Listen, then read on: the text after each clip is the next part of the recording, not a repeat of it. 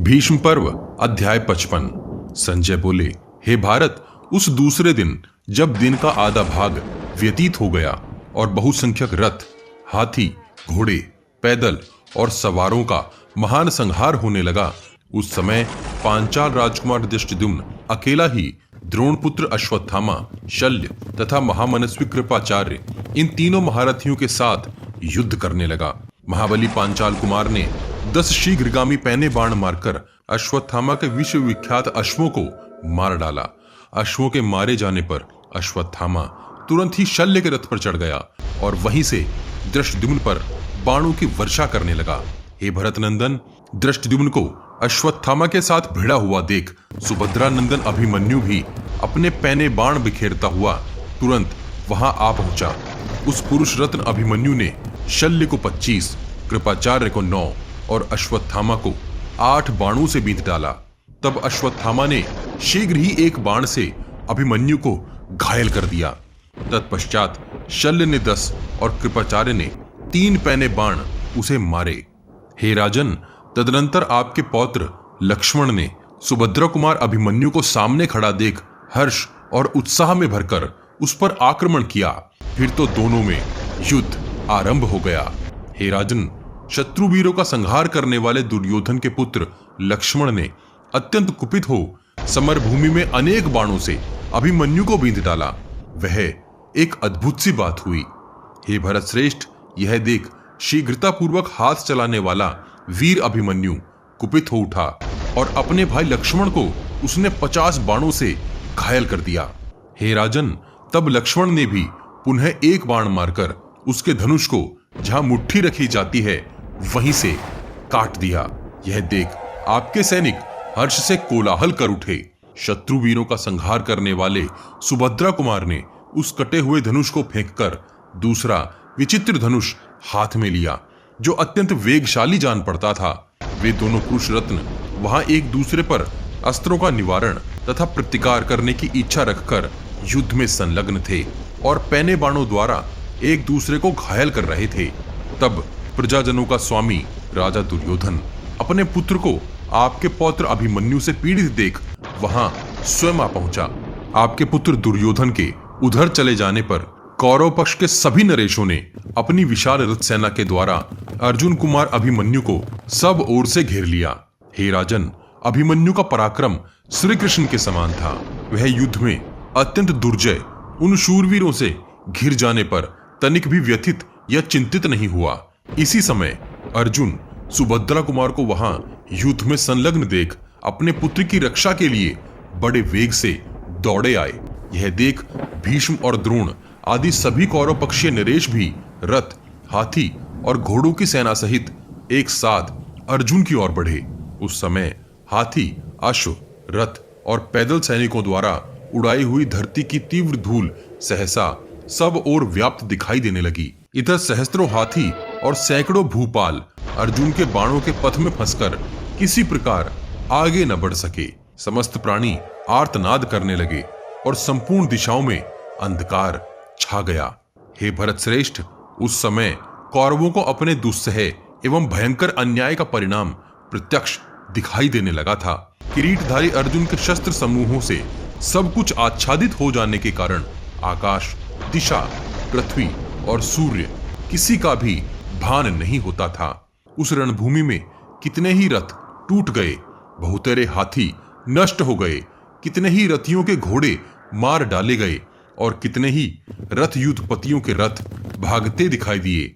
बहुत से रथी रथहीन होकर भुजाओं में आयुध धारण किए जहां तहां चारों ओर दौड़ते देखे जाते थे।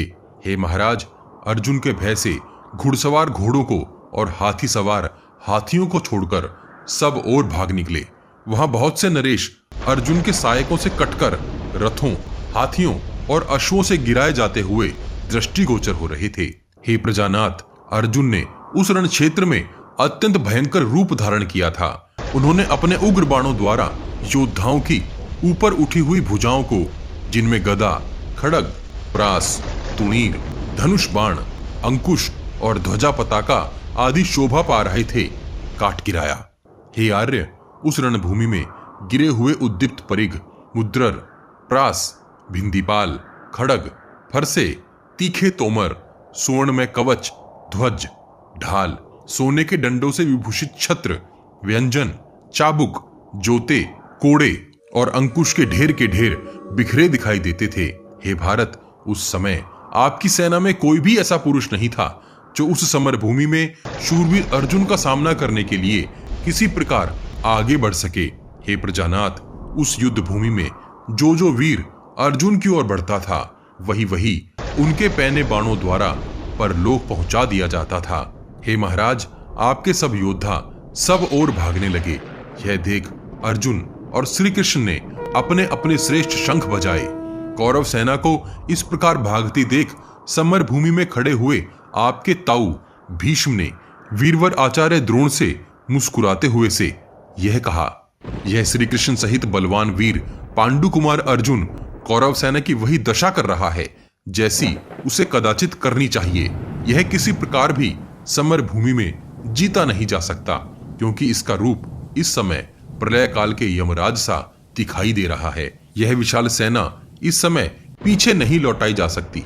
हे आचार्य, देखिए, सारे सैनिक एक दूसरे की देखा देखी भागे जा रहे हैं और इधर ये भगवान सूर्य संपूर्ण जगत के नेत्रों की ज्योति सर्वथा समेटे हुए से अस्तांचल की ओर जा पहुंचे हैं। अतः हे नरश्रेष्ठ, मैं इस समय समस्त सैनिकों को युद्ध से हटा लेना ही उचित समझता हूं। हमारे सभी योद्धा थके मांदे और डरे हुए हैं, अतः इस समय किसी तरह युद्ध नहीं कर सकेंगे। आचार्य प्रवर द्रोण से ऐसा कहकर महारथी भीष्म ने आपके समस्त सैनिकों को युद्ध भूमि से लौटा लिया।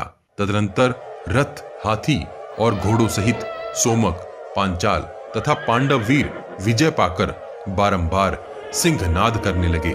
वे सभी महारथी विजय सूचक वाद्यों की ध्वनि के साथ अत्यंत हर्ष में भरकर नाचने लगे और अर्जुन को आगे करके शिविर की ओर चल दिए। भीष्म पर्व का अध्याय 55 और दूसरे दिन का युद्ध यहीं समाप्त होता है।